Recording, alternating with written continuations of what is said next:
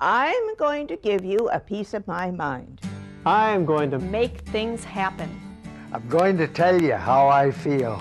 But I'm also going to listen. I have passion. I have opinions.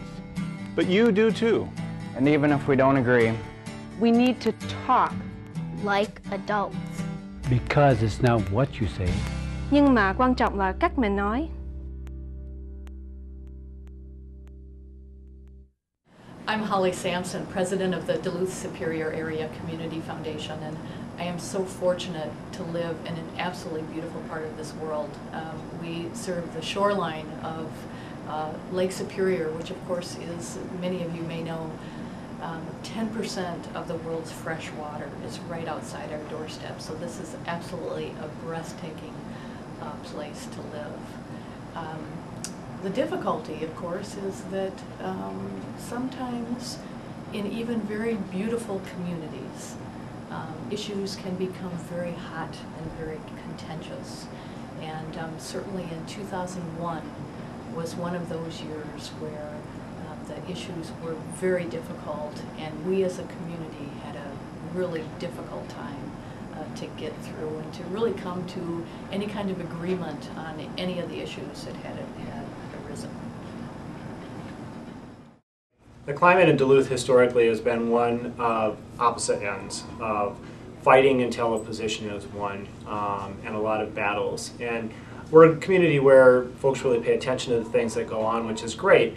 But when you have a dynamic where it's fight until someone loses or fight until someone wins, that can really be hurtful and unhelpful in communities, especially in public policy dialogue.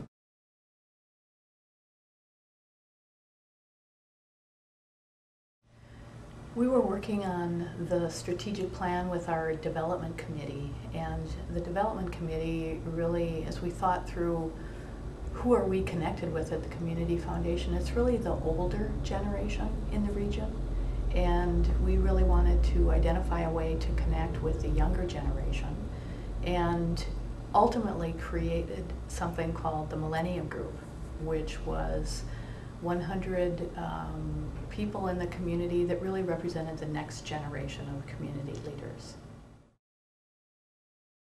Well, we went through a process of trying to draw from these individuals through a series of meetings a priority or a listing of items we found to be of importance for initiatives in the community. And one of the top initiatives that we brought forth from this group was the idea of improving the public discourse as a way to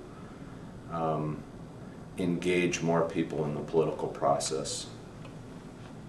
One of the things that the members of the Millennium Group told us is that they were hesitant to get involved in the public debate because it was so contentious.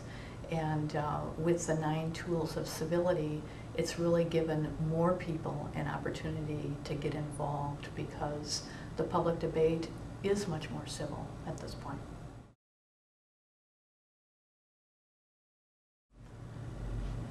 The community's response to Speak Your Piece was absolutely, we were totally overwhelmed with.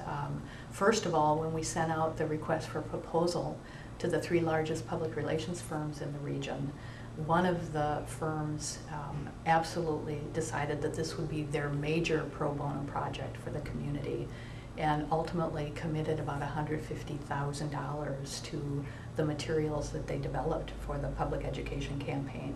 Once that campaign was released, again, the community responded extremely positively. In fact, our Duluth Public Schools decided that they really wanted to take on a project of creating a curriculum that would implement the 9 tools of civility. The curriculum was developed with the idea that it would be more hands-on, interactive types of lessons. And so what we did is we brought in a group of teachers who were interested in working, and through a grant, from the foundation actually, we were able to fund the teachers to pay for their time during one summer, where we got together and we developed these lessons. And we took each of the principles, there are 9 principles, We developed 4 lessons for each principal, first of all, so that 1 lesson a week could be taught. One of the things that I think Speaker Peace helped to do, first of all, we as a council adopted it. We publicly said we believe that this is a good thing and it's going to be helpful for us in terms of community dialogue and public policy discussions. And we actually have the poster hanging in our council chambers. Several people have stepped up into the political arena and have in fact given some credit to the Civility campaign and the Speaker Peace campaign as a reason why they have chosen to get into the political process. So it may be anecdotal, but I think we have seen some direct positive impact from the campaign. To be able to even understand what respect means is important for us to deliver in our lives. I think too that, you know, you'll find in my office the civility poster for students to just look at that. I mean, who wouldn't appreciate don't gossip? Or who wouldn't appreciate the ability to listen attentively? Those are skills we all will use our entire life.